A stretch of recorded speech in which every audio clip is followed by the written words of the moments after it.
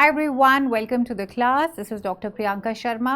आज हम डिस्कस करने वाले हैं जून 2025 के यूजीसी नेट एजुकेशन एग्जाम की स्ट्रैटेजी। अप्रॉक्सीमेटली 90 डेज मान के चलेंगे एवरेज, बिकॉज मार्च शुरू हो चुका है, जून में आपका पेपर होगा। So we have March, April, May and June के कुछ डेज, राइट। बीच में फेस्टिवल्स भी आएंगे। सो उन डेज को हम अगर असाइड करते हैं तो अप्रॉक्सीमेटली एवरेज आपका 90 डेज का निकलता है। और आज की क्लास में मैं आपको वो 90 डेज प्लान बताने वाली हूँ। बट उसको स्टार्ट करने से पहले मैं आप सभी स्टूडेंट्स को ये बोलूँगी कि अगर हमारी सक्सेस स्टोरी सेलिब्रेशन आपने देखी, नहीं देखी तो देख लीजिए। और जिन्होंने देखी है, आई एम श्योर आपने एक चीज़ ध्यान दी होगी कि सभी बच्चों ने रेगुलरिटी के ऊपर फोकस किया है कि they did not even skip one day. वही मैं आप लोगों को बोलने वाली हूँ, क्योंकि 90 डेज कोई ज़्यादा नहीं होते हैं। They are absolutely average. तो इसके अंदर किस तरह एक एवरेज बच्चा या एक ऐसा बच्चा जो बिल्कुल नया है, एक ऑलरेडी स्टूडेंट जिसने बहुत अटेम्प्ट्स दे दिए हैं, उसको तैयारी कैसे करनी, ये हम पूरा का पूरा डिस्कस करेंगे। और बहुत ही साइंटिफिक और लॉजिक वे में मैं आपको ये बताने वाली हूँ। तो चलिए स्टार्ट करते हैं। स्टार्ट करने से पहले इम्पॉर्टेंट है ये जान लेना कि हमारी इस बारी की कट ऑफ क्या गई है। पुरानी कट ऑफ जो थी वो बहुत हाई थी। इस बारी जो हमारी अनरिजर्व्ड कैटेगरी की कट ऑफ गई है वो गई है 204 for JRF and approximately 178 for net, और पीएचडी के लिए गई 156। अनरिजर्व्ड कैटेगरी के अंदर सिर्फ और सिर्फ 82 कैंडिडेट्स जेआरएफ बन चुके हैं, जिसमें हमारे पास हमारे बैच में इनमें से बहुत सारे हैं, इंक्लूडिंग अवर ऑल इंडिया रैंक 2, राइट। तो ये हम लोगों की कट ऑफ है। और आपको एक्सपेक्ट क्या करना है ये डिस्कस करेंगे। और इस एक्सपेक्ट इन द सेंस किस तरह का आपका जून का पेपर आएगा और किस तरह आप उसको कोप अप करेंगे, मैनेज करेंगे, ये मैं आपको बताने वाली हूँ। 204 भूलिएगा नहीं, ये आपके लिए एक बेंचमार्क है। इससे ऊपर ही आपको स्कोर करना है। This is individual, always remember.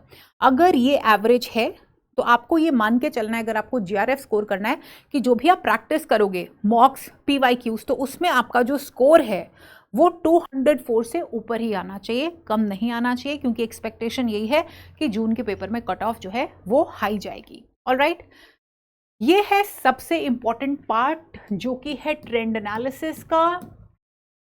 ये मेरी बुक से ही लिया हुआ है, जो कॉन्सेप्चुअल बुक है। इसके अंदर मैंने पूरा का पूरा ट्रेंड एनालिसिस किया है कि 2017 से लेके अभी तक का जो पेपर हुआ है, लेटेस्ट जो जनवरी में हुआ है ना, दिसंबर 2024 का, उसमें हर यूनिट्स, आपकी 10 यूनिट्स हैं, राइट। हर 10 यूनिट्स में से किस किस यूनिट्स में से कितने क्वेश्चंस जो है वो पूछे गए, ये एनालिसिस है। क्या ये समझना ज़रूरी है स्टूडेंट्स? यही टाइम होता है जब आप अपने आप को थोड़ा समय दीजिए। भागने की ज़रूरत नहीं है। 3 दिन प्लान बनाने में ले लीजिए, 3 दिन एनालिसिस करने में लगा लीजिए, तो आपकी रेस जो है वो चलेगी। अगर बिना स्ट्रैटेजी के चलेंगे तो आपका काम नहीं बनेगा। तो देखिए, मैं आपको फोकस करवाऊंगी 2023, 24 और 25 के एग्जाम्स में। अगर हम देखते हैं यूनिट 1, तो चलो नज़र देख ही लेते हैं, डाल लेते हैं। तो देखिए 19, 24, 20 मार्क्स जो है वो डायरेक्टली यूनिट 1 से आए हैं। व्हेन आई से क्वेश्चंस, ओके, 100 क्वेश्चंस में से 20 क्वेश्चंस आपके जो पैसेज है, राइट, वो आपका इसमें से आया था, यूनिट 1 में से, राइट स्टूडेंट्स। इसके बाद अगर हम हिस्ट्री के बारे में बात करें तो आप देखिए ये 2021, 10, 9, 7, 10, 8 और इस बारी 13 क्वेश्चंस जो हैं वो हिस्ट्री में से पूछे गए। फिर से बता देती हूँ, यूनिट 1 में ये जो क्वेश्चंस थे, 10 क्वेश्चंस ये डायरेक्ट क्वेश्चंस थे, और 5+5 क्वेश्चंस जो थे ये पैसेज में से, ठीक है। उसके बाद अगर हम यूनिट 3 में आते हैं तो आप देख सकते हो कि कंसिस्टेंसी मेंटेन रह रही है। 10-11 क्वेश्चंस इसमें से भी पूछे जा रहे हैं। 100 क्वेश्चंस होते हैं स्टूडेंट्स, तो आप मान के चल सकते हैं एवरेज हर यूनिट में 10-10 क्वेश्चंस आने चाहिए, लेकिन ये फॉलो नहीं होता रियलिटी में। टीचर एजुकेशन में आप देखेंगे एक टाइम था 13, 15, 16, 14, 12, 10, 11 एवरेज आ रहा है। करिकुलम स्टडीज पे एक टाइम था जब 2, 3, 4 क्वेश्चंस पूछे जाते थे। अब लगातार 10, 9, 8, 9 क्वेश्चंस जो है वो पूछे जा रहे हैं, और यहाँ पे नॉवेल्टी लेके आ रहे हैं। मतलब नए नए करिकुलम डिजाइन्स पूछ रहे हैं just to make the paper more tough. Research में देखेंगे तो कॉन्टिन्यूटी मेंटेन हुई है। 2018 में 30 क्वेश्चन, 29 क्वेश्चन, 28 क्वेश्चंस पूछे गए थे। वो बहुत ज़्यादा that was crashing the question paper. इसको क्रैश ही कहेंगे अगर 100 में से 30 क्वेश्चंस आप रिसर्च में पूछ रहे हो, बट ये हुआ था 2018 में। उसके बाद आप देख लेंगे 10, 12, 7 10, 10, 13, 11, 13, 11, 13 ये बेसिक सा चल रहा है, यानी अगेन ये हाई वैल्यू यूनिट है। पेडागोजी एंड्रोगोजी के बारे में बताएं तो ये 7, 7, 5, 8, 10, 10 से जनरली कम क्वेश्चंस पूछे जा रहे हैं। उसका रीज़न ये है कि जो ये यूनिट होती है ना, टीचर लर्निंग प्रोसेस यानी टीचर एजुकेशन, और साथ में हिस्ट्री, इकोनॉमिक्स, पॉलिटिक्स और पेडागोजी, ये तीनों यूनिट्स इंटरलिंक्ड होती हैं, राइट। तो पेडागोजी अगर आप देखेंगे तो 7, 7, 5, टेक्नोलॉजी की बात करेंगे तो 9, 8, 6, 6, मैनेजमेंट एडमिनिस्ट्रेशन में 7, 7, 7, 7। उसके बाद एक टाइम था इंक्लूसिव एजुकेशन के अंदर ये बूम आया था 14 क्वेश्चंस का। उसके बाद 9 क्वेश्चन, 7 क्वेश्चंस और इस बारी भी 7 क्वेश्चंस। तो यहाँ पे आपके दिमाग में आ रहा होगा ना कि जिस यूनिट के अंदर कम क्वेश्चंस आए हैं तो वो इंपॉर्टेंट नहीं है। देखिए, always remember NTA is unpredictable. जो पैटर्न चलता आ रहा है वो हमें एक डायरेक्शन जरूर देता है, बट यहाँ पे एक चीज जो आपको ध्यान देखनी है कि ये 2017 से ट्रेंड चलता आ रहा है, ये नहीं है कि हम तो जब आप इस चार्ट को स्टडी करते हो तो आप लॉन्ग टर्म मान के चलते हो। जैसे फाउंडेशनल कॉमन सेंस भी होती है इसके अंदर, ठीक है, कि हमारे पास फाउंडेशनल सब्जेक्ट्स कौन से हैं। 17 में 2 पेपर होते थे, पेपर 2, पेपर 3। तो फाउंडेशनल सब्जेक्ट्स जो होते हैं वो होते हैं फिलॉसफी, भैया ये हिलने वाली नहीं है, इसी का ही पार्ट होता है सोशियोलॉजी। टीचर एजुकेशन जिसमें टीचिंग लर्निंग प्रोसेस, ठीक है, साइकोलॉजी, और क्योंकि आप आ गए हो हायर एजुकेशन में तो रिसर्च। ये जो 4 यूनिट्स मैंने आपको पहले ही बता दी हैं, ये आप गलती से भी मिस नहीं करेंगे, ठीक है। Have you understood? अब ये आपके लिए एक रोड मैप डिजाइन करने की कोशिश की है मैंने। 90 डेज और 10 units of paper 1 and 10 units of paper 2। Before I tell you the plan, let me be very very particular and tell you this कि इसके साथ साथ आपने पेपर 1 को इग्नोर नहीं करना है, क्योंकि अगर आपने पेपर 1 को इग्नोर किया तो आपकी सिलेक्शन नहीं होगी। पेपर 1 की अपनी एक स्ट्रैटेजी है, ठीक है, वो हम कभी डिस्कस करेंगे। वैसे पेपर 1 फैकल्टीज भी आपको बता देंगे, आपको उसकी तैयारी भी साथ में करनी है। ऐसे नहीं कि सिर्फ अभी 90 डेज में आप पेपर 2 एजुकेशन के ऊपर फोकस कर रहे हो। पॉइंटर्स क्या है? सबसे पहला पॉइंटर इस टाइम के ऊपर है पेपर एनालिसिस। 2024 दिसंबर जून में जो 2 क्वेश्चन पेपर्स आए, पढ़िए उनको। 1-1, 2-2 दिन लग जाएगा उस क्वेश्चन पेपर को समझने में, ऊपर से देखने में, अटेम्प्ट से नहीं। Try to understand the pattern. मैंने खुद 3 क्लासेस ली हैं यूट्यूब के ऊपर उस पेपर को सॉल्व करने में, right, because I wanted you to delve into it, to understand the nature of questions. आप ऊपर से नहीं नेचर को अंडरस्टैंड कर सकते हो, आपको पेपर के साथ 1-to-1 इंटरेक्ट करना पड़ेगा। Okay, so take 2 to 3 days, understand the papers which came in 2024, जून और दिसंबर। स्टडी करिए इनको। ये जब आपका 2-3 दिन में हो जाता है, यस 2-3 days, क्योंकि अभी शुरू में समय लगा लो, लेकिन इन डेप्थ जाओ ताकि बाद का प्लान स्मूथ हो जाए, ठीक है। फिर कुछ दिनों के बाद आप 2023 और 22 का करेंगे। एनालाइज, टेक टाइम, ट्रेंड से मैच करिए। अब होगा ये कि जब आप इतना समय लगाएंगे, ठीक है, आप मान के चलिए आपका 4-5 दिन के अंदर ये 6 क्वेश्चन पेपर्स जो है ये आपके पास होंगे। एक्चुअली में 8, क्योंकि एक बारी 2 शिफ्ट्स में पेपर हुआ था। तो 7 to 8 क्वेश्चन पेपर्स जब आपके पास हैं, 4 डेज आपने लगा लिए, 4 to 5 डेज। ट्रस्ट मी, आपको नेचर समझ में आ जाएगी पेपर की। अभी तो मैं आपको ये 17, 14, 2014, 15 के पेपर्स भी खोलने की बात नहीं कर रही हूँ, ये शुरुआत की बात कर रही हूँ। वो हम करेंगे लास्ट में, ताकि आप पूरी कनेक्टिविटी जो है वो बना पाओगे। इस टाइम पे आपको ये फोकस करना है। आप समझ पाओगे स्टूडेंट्स कि कैसे सब्जेक्टिविटी के ऊपर फोकस किया जा रहा है। आप खुद से पढ़ पाओगे। अभी तो प्रियंका मैम ने बता दिया ट्रेंड। आप खुद से देख पाओगे कौन से क्वेश्चंस रिपीट हो रहे हैं, कौन से क्वेश्चंस हिडन मोड के अंदर आ रहे हैं। You will be able to identify.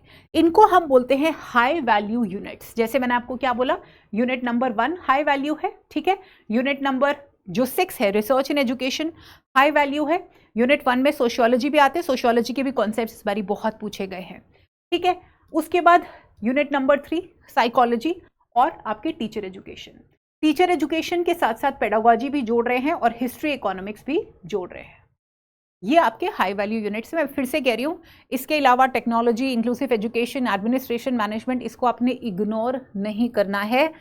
It is just that you are identifying which units you really need to focus on, और आप मिस नहीं कर सकते हो, ठीक है।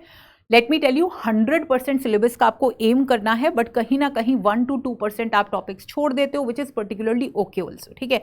5% से ज्यादा नहीं आप छोड़ोगे सिलेबस को। अगर 100% सिलेबस है, मैक्स टू मैक्स लिमिट में आपको 5% टॉपिक्स होते हैं कई जो हमको नहीं पसंद होते, ठीक है। मॉडल्स को याद करने में बहुत ज्यादा परेशानी हो रही है, तो चलो एक यूनिट के मॉडल्स आपने नहीं किए, इट इज ओके, बट आप ये हर यूनिट के साथ ऐसा नहीं कर सकते हो। तो identify high value units and identify your strengths, उनके ऊपर आप काम करेंगे। फिर आप देखोगे कौन से टॉपिक्स रिपीट हो रहे हैं। सैम्पलिंग रिसर्च का एक इतना इंपॉर्टेंट पार्ट है, ये तो जब से रिसर्च की यूनिट घुसी है हमारे सिलेबस के अंदर, तब से लेके सैम्पलिंग सैम्पलिंग सैम्पलिंग के ऊपर क्वेश्चंस आ रहे हैं। इस बारी भी क्वेश्चन आया कि पूरे के पूरे आप स्टेप्स बताइए, टाइप्स ऑफ सैम्पलिंग के ऊपर क्वेश्चन आए। तो अब इंटेलिजेंस इसी में है कि भाई सैम्पलिंग को अच्छे से पढ़ लो। आपको ये भी समझ में आएगी कि सैम्पलिंग पे पहले इजी क्वेश्चंस पूछे जा रहे थे, अब थोड़े टफ और अब सब्जेक्टिव क्वेश्चंस पूछे जा रहे हैं। भैया टाइप्स ऑफ रिसर्च तो सेम रहने वाली हैं। कई बच्चे बात करें सिलेबस रिवाइज हो सकता है, भाई सिलेबस रिवाइज हो सकता है, टाइप्स ऑफ रिसर्च तो नहीं होंगी रिवाइज। तो टाइप्स ऑफ रिसर्च के ऊपर क्वेश्चंस पूछे जा रहे हैं, सब्जेक्टिविटी कैसे। तो these are the things which you do not want to miss, right. Unit 1 में अगर मैं थिंकर्स के बारे में बात बोलूं, आपको पता है पॉलो फ्रायर को आप मिस नहीं कर सकते हो, मेरी वोल्सोनक्राफ्ट को आप मिस नहीं कर सकते हो, और ये रिपीट हो रहे हैं। एज आई से कि हर क्वेश्चन पेपर के अंदर चीजें रिपीट होती हैं। यूनिट 2 हिस्ट्री, आप मेरे 3-3, 4-4 साल पुराने वीडियोस निकाल के देख लीजिए। 2020 में पॉलिसी आई थी, तब से लेके तब जो बुक मेरी भी आई थी, तब भी उसके अंदर पॉलिसी का डॉक्यूमेंट भी और मॉक भी उसके अंदर डाला हुआ। और इस बारी 5 क्वेश्चंस सिर्फ पेपर 2 की बात करूं तो पॉलिसी से आए। तो ये सिलेबस में तो नहीं है NEP 2020 की पॉलिसी, कैसे 5 क्वेश्चंस आ गए, यानी 10 नंबर। ये आपको ट्रेंड से पता चलता है, ये आपको पता चलता है कि आसपास देश में क्या हो रहा है, एजुकेशन के अंदर क्या हो रहा है और क्या होने की संभावना है। दूसरा एग्जाम्पल देती हूँ, NAC की बाइनरी एक्रेडिटेशन आपके सिलेबस में तो नहीं है, ये तो एक जनरल अवेयरनेस का क्वेश्चन था, बाई चांस हमने किया था तो आपको पता था, है ना। बाइनरी एक्रेडिटेशन हो रही है, या एक्रेडिटेट होगा या नहीं होगा, कौन सी कमेटी थी, उस कमेटी के चेयरपर्सन कौन थे। तो ये ऐसी चीजें हैं जो एकदम आउट ऑफ द सिलेबस हैं, और बच्चे इसीलिए हम कहते हैं कि ये जो लेटेस्ट क्वेश्चन पेपर्स हैं इनको अच्छे से पढ़ो, राइट। इनको इंटरैक्ट करो ताकि आपको समझ में आए कि ये किस तरह से सब्जेक्टिविटी ला रहे हैं। रेपिटेटिव टॉपिक से क्या होगा, आपको कीवर्ड्स पता चल जाएंगे, मैं तो बताती हूँ, लेकिन आप क्या कर पाएंगे, आप रेपिटेटिव टॉपिक से कीवर्ड्स पकड़ लेंगे और जितना मर्जी ये सब्जेक्टिव कर ले, आप समझ जाओगे, कीवर्ड से आपको समझ में आ जाएगा। अब रिलेटिव डेप्रिवेशन थ्योरी एग्जाम्पल के तौर के ऊपर, ठीक है, सुनने में घबराहट होती है ना रिलेटिव डेप्रिवेशन थ्योरी, लेकिन जिस बच्चे ने क्लास में पढ़ा है उसको पता है कीवर्ड्स क्या है। जब एक लोअर स्ट्रेटा कंपेयर करता है अपने से हायर स्ट्रेटा को और उसको लैक फील होता है, बस किसने दी थ्योरी, बस दैट इज अबाउट इट। उसको ये जैसे मर्जी ट्विस्ट कर लें, वो कीवर्ड्स को छोड़ नहीं सकते, ठीक है। प्रोबेबिलिटी सैम्पलिंग है, उसके अंदर रैंडमनेस को ये छोड़ नहीं सकते, बस इंग्लिश या हिंदी को थोड़ा घुमा दे सकते हैं, यही आपको समझना है। तो आइडेंटिफाई रेपिटेटिव टॉपिक्स और उनके कीवर्ड्स, और फिर इनको जितनी मर्जी जलेबी घुमाने दो, आप उसको कर पाओगे, ठीक है। देन इज, अब आप आ गए हो, टाइम टेबल आपने बना लिया है, अब आपको अच्छे से आपने 4-5 दिन जो है लगा दिए हैं इसको पढ़ने के अंदर। अब स्टूडेंट्स आप बना लीजिए एक टाइम टेबल, ठीक है। आप देखिए जितने भी टॉपर्स टॉक भी हमने किए हैं, जो सक्सेस स्टोरीज भी हैं, सब में आपको बच्चों ने बोला है कि उन्होंने टाइम टेबल, जो अगेन कोर्स के स्टूडेंट्स हैं या YT वाले हैं उनको तो मैं कॉमन ही एड्रेस करूंगी, कोर्स वालों ने कोर्स का टाइम टेबल जो है वो फॉलो किया था और वो उसको रिवाइज करते थे, ठीक है।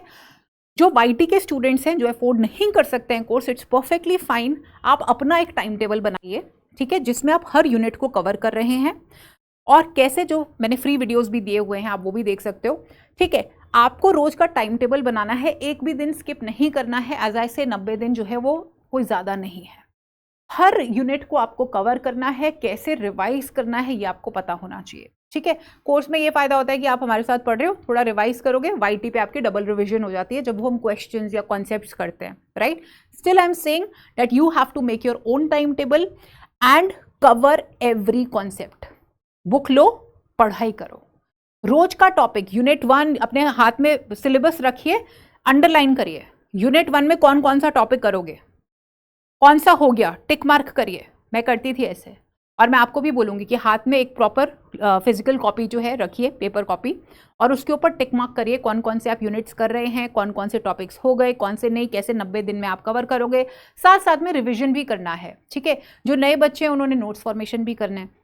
सो एंश्योर, अब आप क्या कर रहे हो जब आप फर्स्ट टाइम कॉन्सेप्ट पढ़ रहे हो, सिंपल सी चीज़ है, अगर आपने क्लास ज्वाइन की है, आप मेरे साथ सपोज कोई कॉन्सेप्ट पढ़ रहे हो, ठीक है, सपोज अभी हम यूनिट 3 करें, आज हमने इंटेलिजेंस थ्योरीज की कुछ, अब क्लास में आपने अटेंड किया, कुछ चीज़ें लिखी, उसके बाद शाम को आप उसको रिवाइज करोगे, उसके बाद उससे क्लब्ड क्वेश्चंस, अगर आपके पास प्रीवियस ईयर की बुक है गुड इनफ, अदरवाइज खुद से आप क्लब कर सकते हो तो आप कर सकते हो, बस उसमें समय थोड़ा सा लग जाता है, ठीक है। आपको क्या करना है, कॉन्सेप्ट उसको रिवाइज करेंगे और फिर उससे रिलेटेड थीमेटिक पीवाईक्यू आप अटेम्प्ट करेंगे।